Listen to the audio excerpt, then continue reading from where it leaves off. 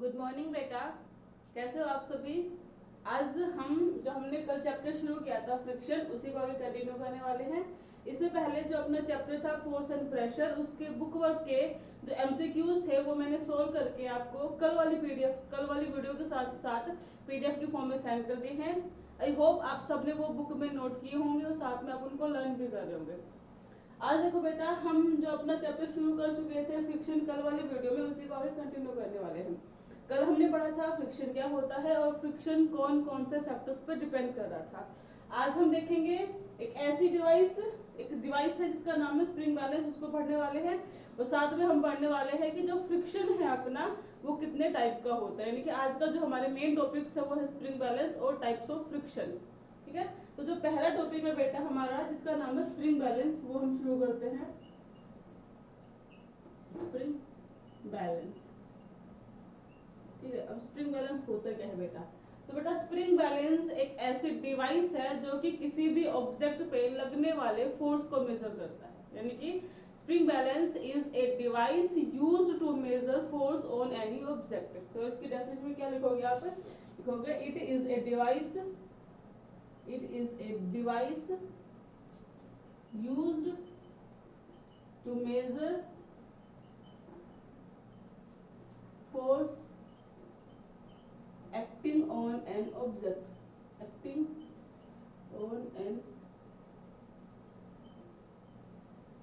तो जो spring balance है वो एक ऐसी डिवाइस है जो कि किसी भी ऑब्जेक्ट पे लगने वाले फोर्स को मेजर करती है। अब बात आती है कि स्प्रिंग बैलेंस कैसे किसी भी ऑब्जेक्ट पे लगने वाले फोर्स को मेजर करती है। तो सबसे पहले हम देखेंगे कि जो स्प्रिंग बैलेंस है उसकी कंस्ट्रक्शन कैसी है, कि कैसा वो बना होता है। ठीक है, तो जो ये स्प्रिंग बैलेंस होता है ना बेटा, इसके मेन कंपोनेंट होता है, पहली तो होती है कॉइल स्प्रिंग।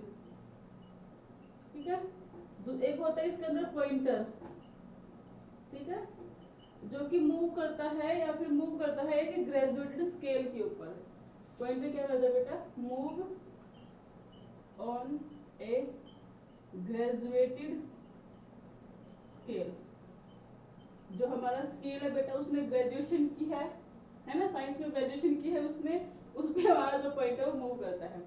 ग्रेजुएटेड स्केल का मतलब होता है बेटा ऐसा स्केल जिसपे कि हमने मार्किंग की हुई होती है, नंबर्स 1 2 3 4 ऐसे मार्किंग की हुई होती है। ठीक है, तो जो स्प्रिंग बैलेंस है हमारी, उसके जो मेन कंपोनेंट्स है क्या क्या है बेटा, एक स्प्रिंग कॉइल है, एक कॉइल स्प्रिंग है और साथ में एक पॉइंटर है। ये जो पॉइंटर है ये एक ग्रेजुएटेड स्केल के ऊपर मूव कर रहा होता है। अब इसका जो डायग्राम है वो हम बना के देखते हैं। जैसे कि मान लो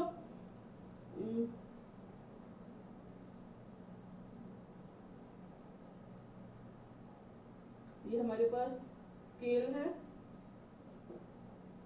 इस पे हमने ये मार्किंग कर दी। ठीक है, इस पे नंबर्स दे रखे होंगे बेटा 1 2 3 4 5 नंबर्स होंगे इसके ऊपर। यहाँ पे हम एक कांटा सा लगा देंगे जिसके ऊपर हम लोड अटैच करेंगे। तो मान लो हमने यहाँ पे इसके साथ एक स्प्रिंग भी है और एक स्प्रिंग के साथ एक पॉइंटर अटका हुआ है, पॉइंटर हमने लगाया हुआ है। मान लो ये हमारा पॉइंटर है, ठीक है। फिलहाल ये यहाँ पे फिलहाल इसके ऊपर कोई भी फोर्स नहीं लगा हुआ है, ना ही किसी फोर्स को मेजर कर रहा है। अब मैंने यहाँ पे लगा दी, एक ब्रिक लगा दी, इस कांटे के साथ मैंने एक ब्रिक अटैच कर दी। अब देखो ये ब्रिक है ना ऐसे लटकी हुई इस कांटे के साथ, तो ब्रिक के पास कुछ ना कुछ मास होगा ना। इस मास को अर्थ अपनी तरफ ग्रेविटेशनल फोर्स की वजह से अट्रैक्ट भी कर रही होगी। यानी कि इस ब्रिक के ऊपर अगर इस ब्रिक का मास मान लो m है, तो इस पे डाउनवर्ड डायरेक्शन में mg फोर्स लगा हुआ ना बेटा। तो इस फोर्स को हमें मेजर करना है कि ये फोर्स कितना लगा हुआ है। अब जैसे ही ब्रिक मैंने यहाँ पे अटैच की, इसके ऊपर लगा अर्थ का ग्रेविटेशनल फोर्स, जिसकी वजह से ये ब्रिक नीचे की तरफ मूव करना शुरू करेगी। और जैसे ही ब्रिक नीचे की तरफ मूव करना शुरू करेगी, ये कांटे के साथ जो हमारी स्प्रिंग अटैच है ये स्प्रिंग भी नीचे आना शुरू करेगी। और स्प्रिंग के साथ जो ये हमारा पॉइंटर है ये भी नीचे आएगा। मान लो ये जो पॉइंटर हमारा वो मूव करके यहाँ तक आ गया, ठीक है, इस वाली मार्किंग पे आके हमारा पॉइंटर रुक गया। ठीक है, तो यहाँ पे जो वैल्यू होगी, मान लो यहाँ पे 5 है ना, मान लो यहाँ पे 5 लिखा है, तो ये जो 5 न्यूटन हो जाएगा, ये फोर्स हो जाएगा किसके ऊपर, इस ब्रिक के ऊपर, के अर्थ ने ब्रिक के ऊपर जो फोर्स लगाया होगा वो इससे हम मेजर कर लेंगे। तो किसी भी ऑब्जेक्ट पे कैसे फोर्स मेजर किया जाता है, यानी कि जैसे स्प्रिंग आपकी स्ट्रेच होगी ना, स्ट्रेच होने के बाद पॉइंटर आपका कहाँ पे आके रुकता है वो बताएगा उस ऑब्जेक्ट पे लगने वाले फोर्स की वैल्यू को। आई होप आपको स्प्रिंग बैलेंस समझ में आया होगा। स्प्रिंग बैलेंस एक ऐसी डिवाइस है जो किसी भी ऑब्जेक्ट पे लगने वाले फोर्स को मेजर करती है। ठीक है बेटा, अब जो हमारा नया टॉपिक, जो मेन टॉपिक है इसके बाद वो है बेटा टाइप्स ऑफ फ्रिक्शन के। फ्रिक्शन कितने टाइप के होते हैं।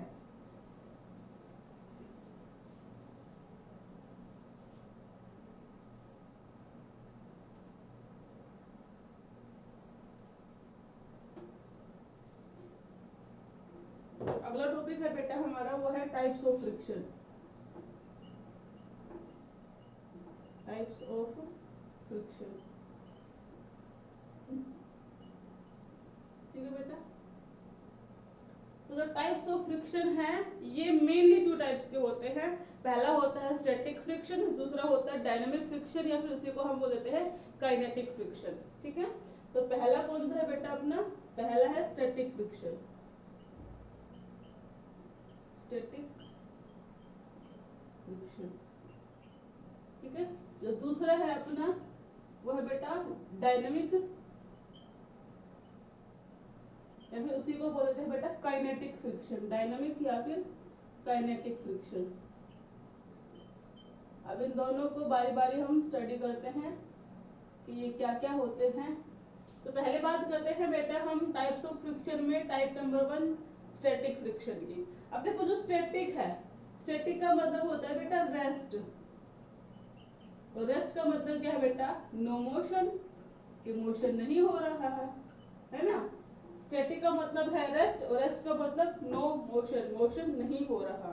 ठीक है, तो जब भी कोई दो ऑब्जेक्ट एक दूसरे के साथ कांटेक्ट में है, जब भी कोई दो सरफेस एक दूसरे के साथ कांटेक्ट में है लेकिन उन दोनों सरफेसेस का रिलेटिव मोशन नहीं हो पा रहा है, जैसे कि मान लो एक सरफेस ये है, एक सरफेस ये है, इस सरफेस को मैंने यहाँ पे ऐसे रख दिया। फिलहाल ये दोनों सरफेस एक दूसरे के साथ कांटेक्ट में है लेकिन इनका कोई भी रिलेटिव मोशन नहीं हो पा रहा है। ठीक है, तो इस टाइम पे इन दोनों सरफेसेस के बीच में जो फ्रिक्शन लगा हुआ है उस फ्रिक्शन को बोला जाता है बेटा स्टैटिक फ्रिक्शन। ठीक है, स्टैटिक फ्रिक्शन क्या है बेटा, static friction is that type of friction is that opposing force which comes in action when there is no relative motion between two surfaces, कि जब दो सरफेस कांटेक्ट में है और उनके बीच में कोई भी रिलेटिव मोशन नहीं हो रहा है, उस टाइप ऑफ फ्रिक्शन को बोला जाता है बेटा स्टैटिक फ्रिक्शन। यानी कि ये क्या है बेटा, ये है it is the opposing force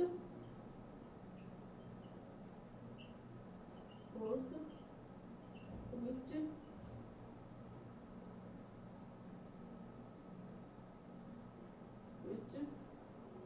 comes in action when there is no relative motion between two surfaces, relative motion between two surfaces in contact। ठीक है बेटा, स्टैटिक फ्रिक्शन समझ में आया कि static friction it is the opposing force which comes in action when there is no relative motion between two surfaces in contact. जब दो surface contact में होते हैं और उनका कोई भी रिलेटिव मोशन नहीं होता है, उस टाइम पे उन दोनों सरफेसेस के बीच में जो फ्रिक्शन लगा हुआ है बेटा वो कौन सा फ्रिक्शन है, वो है बेटा स्टैटिक फ्रिक्शन। ठीक है, अब स्टैटिक फ्रिक्शन के अंदर ही हम एक तरह का और फ्रिक्शन पढ़ेंगे जिसका नाम है बेटा मैक्सिमम स्टैटिक फ्रिक्शन, या फिर इसी को बोल देते हैं हम लिमिटिंग फ्रिक्शन। ठीक है, तो स्टैटिक फ्रिक्शन के अंदर ही आप सब हेडिंग मान लो उसको। ठीक है, क्या है बेटा, वो है मैक्सिमम स्टैटिक फ्रिक्शन, या फिर बेटा उसी का दूसरा नाम है लिमिटिंग फ्रिक्शन। Limiting friction. ठीक है, अब देखो बेटा एक सरफेस ये रहा, एक सरफेस ये रहा, दोनों को मैंने यहाँ पे ऐसे रख दिया। फिलहाल दोनों सरफेसेस के बीच में कोई भी रिलेटिव मोशन नहीं हो रहा है। ठीक है, लेकिन देखो एक ऐसी सिचुएशन आती है जब एक सरफेस दूसरे सरफेस के ऊपर जस्ट मूव करने वाला ही होता है। फिलहाल ये जो सरफेस है रेस्ट में है दोनों एक दूसरे के साथ, कोई भी रिलेटिव मोशन नहीं हो रहा है। लेकिन जैसे ये चलना शुरू करेगा ना, तो उससे पहले एक ऐसी कंडीशन आएगी, एक ऐसी सिचुएशन आएगी जिसके ऊपर एक सरफेस दूसरे सरफेस के ऊपर जस्ट मूव करने वाला ही होता है। ठीक है, यानी कि जैसे कि मान लो ये मेरा हाथ है, एक सरफेस ये है, एक सरफेस ये है, ये दोनों सरफेस फिलहाल यहाँ पे रखे हुए हैं। इस टाइम पे दोनों सरफेसेस के बीच में कोई भी रिलेटिव मोशन नहीं हो रहा है। तो यहाँ पे जो फ्रिक्शन है बेटा, इस टाइम पे जो फ्रिक्शन है वो तो है स्टैटिक फ्रिक्शन। लेकिन जैसे ही ये एक सरफेस, मान लो ये डस्टर मेरे हाथ के ऊपर मूव करना शुरू करना चाहता है, ठीक है, तो जैसे ही हम ये एक सरफेस दूसरे सरफेस पे जस्ट मूव करने वाला होता है, ठीक है, जैसे कि मूव करने से पहले का जस्ट पहले का जो फ्रिक्शन है ना, उसको क्या बोलेंगे बेटा, मैक्सिमम स्टैटिक फ्रिक्शन, या फिर बोलेंगे उसको लिमिटिंग फ्रिक्शन। समझे? तो जो लिमिटिंग फ्रिक्शन है बेटा, उसकी डेफिनेशन क्या हो जाएगी कि लिखेंगे इसके अंदर, it is the force, it is the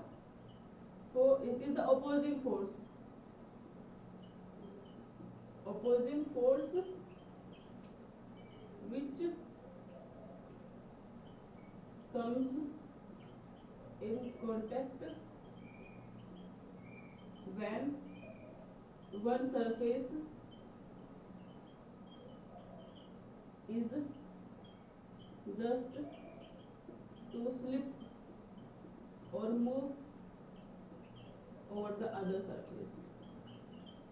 समझे कि मैक्सिमम स्टैटिक फ्रिक्शन या फिर लिमिटिंग फ्रिक्शन वो ओपोजिंग फोर्स है जो कि कब एक्शन में आता है, जब एक सरफेस दूसरे सरफेस के ऊपर जस्ट मूव करने वाला ही होता है। समझे बेटा? तो स्टैटिक फ्रिक्शन समझ में आया। स्टैटिक फ्रिक्शन के अंदर ही हमने पढ़ा मैक्सिमम स्टैटिक फ्रिक्शन या फिर लिमिटिंग फ्रिक्शन। ठीक है, इतना समझ में आया आपको? अब हम आगे करते हैं डायनेमिक फ्रिक्शन या फिर काइनेटिक फ्रिक्शन। देखो, डायनेमिक्स का मतलब होता है इन मोशन, ठीक है, तो डायनेमिक्स का मतलब है बेटा मोशन। ठीक है, तो स्टैटिक फ्रिक्शन तो तब था जब दो सरफेसेस एक दूसरे के साथ कांटेक्ट में होने के साथ साथ मोशन में नहीं थे, वो रेस्ट में थे, यानी कि दोनों सरफेस एक दूसरे के ऊपर कोई भी रिलेटिव मोशन नहीं कर रहे थे। लेकिन डायनामिक में बेटा मोशन होगा। जैसे कि मान लो ये एक सरफेस ये, और ये एक दूसरे के ऊपर ऐसे रिलेटिव मोशन करने लग रहे हैं। ठीक है, तो इस टाइप पे जो ये फ्रिक्शन है दोनों सरफेसेस के बीच में बेटा, ये कौन सा फ्रिक्शन है? ये है डायनामिक फ्रिक्शन। समझे? तो कौन सा फ्रिक्शन है बेटा? हम लिखेंगे it is the opposing force which comes into action when to surfaces, ठीक है, टू सरफेसेस रिलेटिवली मूव और ईच अदर। ठीक है बेटा, जब दो सरफेसेस एक दूसरे के साथ रिलेटिव मोशन में आते हैं, जैसे कि ये व्हाइट बोर्ड और ये डस्टर का जो सरफेस है ये एक दूसरे के साथ मोशन में आ गए है ना, इस टाइम पे इनके बीच में जो फोर्स ऑफ फ्रिक्शन लगा हुआ है वो कौन सा फ्रिक्शन है बेटा? वो डायनेमिक फ्रिक्शन है। ठीक है, इतना समझ में आया? आगे करते हैं।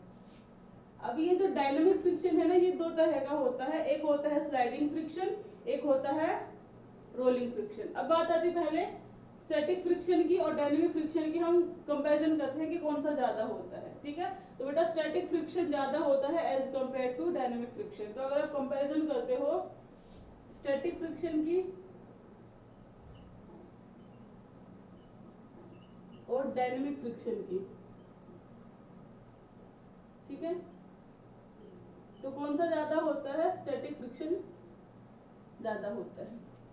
ठीक है, चलो। हाँ, तो मैंने बताया कि जो हमारा ये डायनेमिक फ्रिक्शन है ये दो तरह का होता है, स्लाइडिंग फ्रिक्शन और रोलिंग फ्रिक्शन। तो इसका जो पहला है वो है बेटा स्लाइडिंग फ्रिक्शन। स्लाइडिंग फ्रिक्शन वाला स्लाइड के टाइम पे जो आएगा, ठीक है बेटा, स्लाइडिंग फ्रिक्शन। तो स्लाइडिंग फ्रिक्शन वो डायनेमिक फ्रिक्शन है जो कि कब एक्शन में आता है? जब एक सरफेस से दूसरे सरफेस के ऊपर स्लाइड करता है। जैसे कि मान लो ये डस्टर फिलहाल जो ये मोशन कर रहा है बेटा, स्लाइडिंग मोशन है, ये स्लाइडिंग मोशन है, ये स्लाइडिंग मोशन है। ठीक है बेटा, तो जब कोई एक सरफेस दूसरे सरफेस के ऊपर स्लाइड करता है उस टाइम पे जो फ्रिक्शन एक्शन में आता है उसको क्या बोलते हैं बेटा? हम स्लाइडिंग फ्रिक्शन बोलते हैं। ठीक है, यानी कि when one surface slides over the other, slides over the other. ठीक है। दूसरी बात आती है बेटा रोलिंग फ्रिक्शन की। रोलिंग फ्रिक्शन, रोलिंग फ्रिक्शन का मतलब होता है जो रोलिंग के टाइम पे आएगा। अब देखो रोलिंग, रोल करने का मतलब क्या होता है, मैं आपको कोई एग्जांपल दिखाती हूँ, अब जैसे समझोगे। जैसे ये देखो, एक बार रुको, 2 मिनट के लिए रुकना बेटा, अभी आएंगे।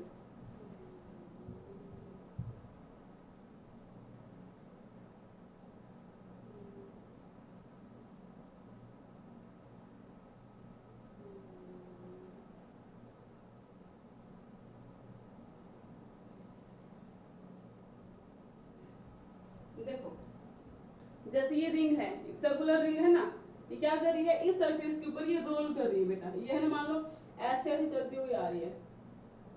ठीक है, तो ये रोलिंग मोशन है। जैसे कि व्हील्स चलते हैं, जैसे पहिए होते हैं वो अर्थ सरफेस के ऊपर चलते हैं, तो वो जो मोशन है वो बेटा रोलिंग मोशन होता है।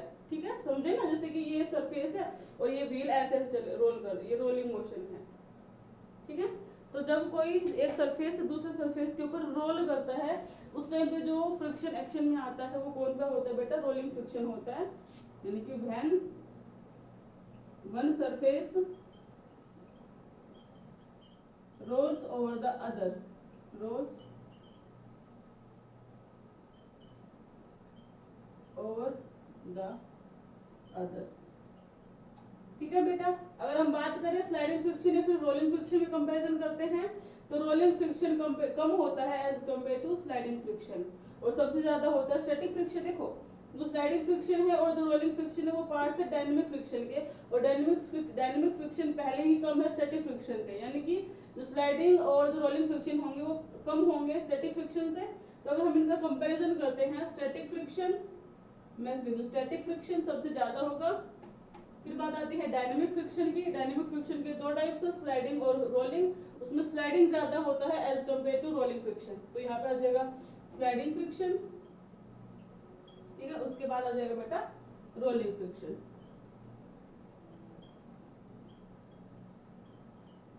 ठीक है बेटा, इतना समझ में आया आप सभी को?